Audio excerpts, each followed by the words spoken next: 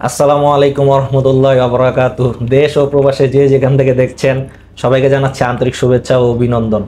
আজ আপনাদের সামনে হাজির হয়েছি সফলতার আরেকটি গল্প নিয়ে এবং নানান জল্পনা কল্পনার অবসান ঘটিয়ে আমাদের সার্বিয়া ভিসা হয়েছে যে কিছু সকল ভাইদের, তাদের মধ্যে আজকে দুইজন ভাইদেরকে নিয়ে আমরা আলোচনা করব। তারা আমাদের মাঝে বর্তমানে উপস্থিত আছে। একজন ভাইয়ের নাম এমডি নাইম, আরেকজনের নামও এমডি নাইম। আজ তাদের অভিজ্ঞতার গল্প শুনবো, পাশাপাশি সর্বপ্রথম তাদের ভিসা বা ম্যান পাওয়ার বা টিকিটের যে বিষয়টা আজ আমরা তাদের কাছে হ্যান্ড ওভার করবো। তো শুরুতেই আমি যদি দেখাই, আমার হাতে যে পাসপোর্টটি রয়েছে এমডি নাইম মিয়া ভাইটি আমার পাশে বসে আছে। আমার হাতে যে কপিটি রয়েছে সর্বপ্রথম ভাইয়ের, এটা হচ্ছে টিকিট কপি এবং এটি হচ্ছে ভাইয়ের ম্যান পাওয়ার কপি। আমি ভাইয়ের পাসপোর্টটি তার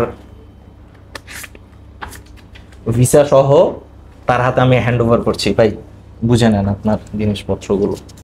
আমার হাতে আরেকটি পাসপোর্ট রয়েছে, ওই ভাইটির নামও এমডি নাইম মিয়া। আমিও ভাইটির টিকিট কপি এবং ম্যান পাওয়ার এবং তার পাসপোর্টে সার্বিয়ান ভিসা সহ পাসপোর্টটি তার হাতে হ্যান্ড ওভার করছি।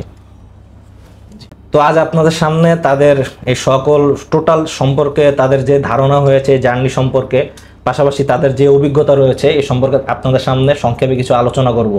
সর্বপ্রথম জিজ্ঞেস করব, কেমন আছেন নাইম ভাই? ভালো আছেন আপনি? জি আলহামদুলিল্লাহ ভালো। আপনি ভালো আছেন? আলহামদুলিল্লাহ। আপনি ভালো আছেন? জি ভাই, আছি ভালো। আচ্ছা, আলহামদুলিল্লাহ। আল্লাহ পাক রব্বুল আলামিনের কাছে লাখো কোটি শুকরিয়া।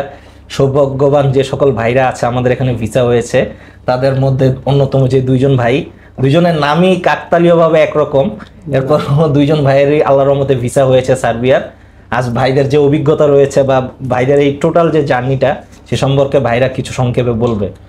আমি সর্বপ্রথম আপনাকে যে প্রশ্নটা করব, আপনাদের সার্ভে ফাইল জমা দেওয়ার টোটাল যে সময়টা, এটা কতদিন লেগেছে? আমার 8 মাস লাগছে। ভাইয়া? আর আমার 9 মাস লাগছে। 9 মাস লেগেছে। 9 মাস। আচ্ছা, তো এখানে আমি একটা কথা ক্লিয়ার করে নিই যে সার্বিয়ার বিষয়ে বা ইউরোপের বিষয়ে ফাইল যখন আপনারা জমা দিবেন, ফাইল জমা দেওয়ার পর নির্ধারিত যে সময় আছে বা নির্ধারিত যে সময়টা আমরা উল্লেখ করে থাকি, অনেক সময় এম্বাসি কর্তৃক যদি কোনো ধরনের কোনো সমস্যা হয় বা কোনো ধরনের কোনো প্রবলেম দেখা দেয় বা এম্বাসিতে প্রচুর বইয়ের প্রেশার যখন থাকে, তখন নির্ধারিত সময় থেকে 1-2 মাস বেশি বা একটু কম বা মিনিমাম যে টাইমটা সেটা লেগে থাকে। তো সে সম্পর্কে আজকে ওনারাও কিছু বলবে, পাশাপাশি আমিও আপনাদেরকে এই বিষয়ে আরও কিছু বিস্তারিত ধারণা দেওয়ার চেষ্টা করব। তো ভাই, প্রথমে আপনার কাছে আসি যে এই যে সার্বিয়াতে ফাইল জমা দেওয়া বা সার্বিয়ার যে টোটাল যে জার্নিটা বা সার্বিয়াতে যারা ফাইল জমা দিতে চায়, এ সম্পর্কে আপনি আপনার মতো করে কিছু যদি বলতেন আমাদের দর্শকদের উদ্দেশ্যে। ধারণা বলতে ইউরোপ সম্পূর্ণটাই কপাল আর লেগে ধৈর্যের বিষয়। যারা ধৈর্য ধরতারে তারাই সফল, একসময় তারাই সফলতার মুখ দেয়। আমি ধৈর্য ধরছি, ফার্স্ট ভিসা পাইছি, ইনশাল্লাহ আল্লাহর রহমত করলে যাম। আলহামদুলিল্লাহ। আলহামদুলিল্লাহ। আমার নাইম ভাই, আপনার কাছে একটি প্রশ্ন, সেটা হচ্ছে গিয়ে সার্বিয়ায় যে ফাইল জমা দিলেন বা এই যে পারমিট পেলেন, পরবর্তীতে অনলাইন হলো, পরবর্তীতে ভিসা, এই টোটাল সম্পর্কে আপনার অভিজ্ঞতা বা আপনার নিজের পার্সোনাল যে মতামতটা আছে সেটি যদি আমাদের দর্শকদের উদ্দেশ্যে কিছু বলতেন। জি আলহামদুলিল্লাহ, ইউরোপে যাইতে গেলে সময় দিতে হইব বেশি, একবার ধৈর্য ধরতে হইব। আর বেলাল ভাই ট্রাভেলস খুব ভালো, আমার কম সময়ে হয়েছে, 9 মাসের ভিতরে সব প্রসেসিং ঠিক হয়ে গেছে। আলহামদুলিল্লাহ আমি ভিসা পাই আলাইছি।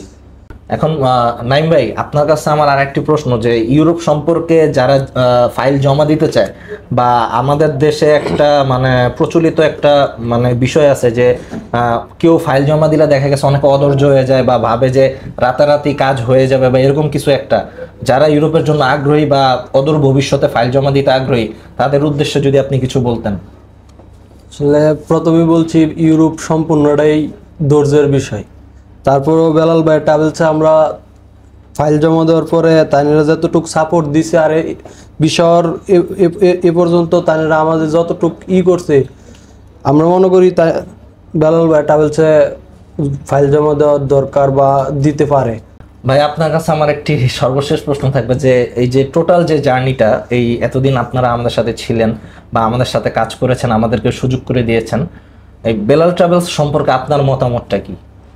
বেলাল ট্রাভেলসের মতামত, বেলাল ট্রাভেলস ভাই খুব ভালো, ইলার প্রসেসিং সব ঠিকঠাক আয়, টাইম মতনের সবাই কাগজ ডকুমেন্ট, বেলাল ভাই খুব ভালো, জমা দিলে যাইতে পারবো, কোনো সমস্যা নাই, কম সময়ে কাজও আর কি দ্রুত।